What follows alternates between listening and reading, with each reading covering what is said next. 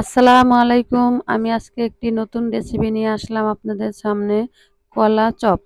কলা দিয়ে, কাঁচা কলা দিয়ে আমি চপ তৈরি করছি। দেখুন কত সুন্দর হয়েছে।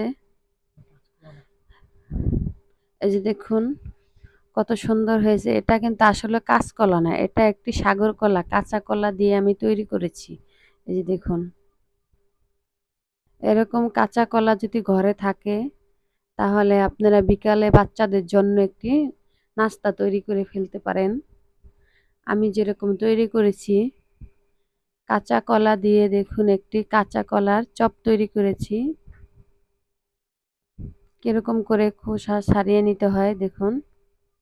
আমি সবগুলি কলার খোসা ছাড়িয়ে নিয়েছি। এখন কেটে নিলাম। দেখুন কিরকম করে কেটে নিয়েছি। এরকম করে সবগুলি কলা আমি কেটে নেব।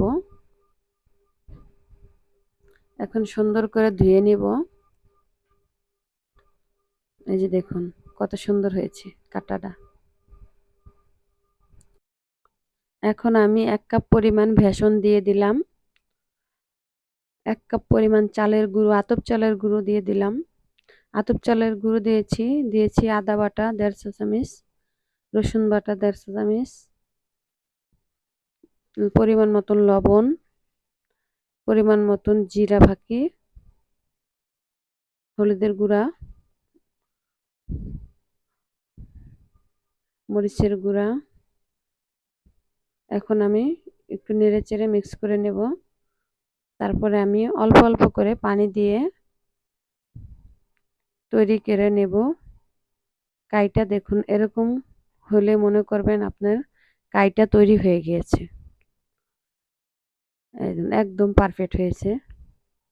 এখন আমি রান্নাঘরে চলে গেলাম, ফ্রাই প্যানে তেল দিয়ে দিলাম।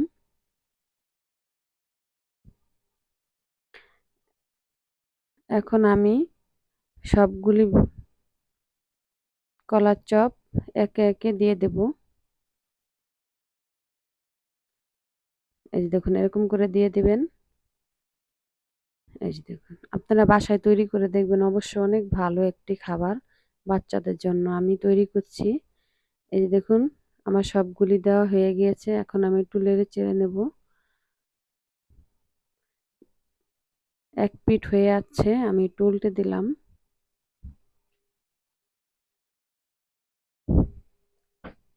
এই দেখুন কিরকম কালার চলে যাচ্ছে। এরকম কালার হইলে মনে করবেন হয়ে গিয়েছে। কলার চপ বাচ্চাদের জন্য অনেক স্বাস্থ্যসম্মত একটা খাবার। বাচ্চারা আসলে খেতে চায় না। বিকালের নাস্তা হলে ওরা অনেক খুশি হবে। এই যে দেখুন আমার কলার চপটা তৈরি হয়ে গিয়েছে।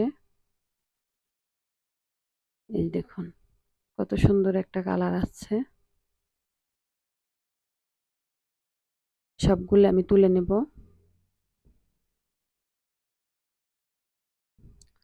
সবগুলি তুলে নিয়ে গিয়ে এখন দেখুন আমি পরিবেশন করছি। কত সুন্দর হয়েছে দেখুন।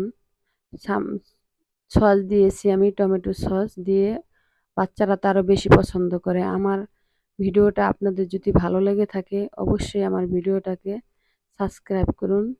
ভালো লেগে তৈরি করে দেখুন বাসায়। আল্লাহ হাফেজ।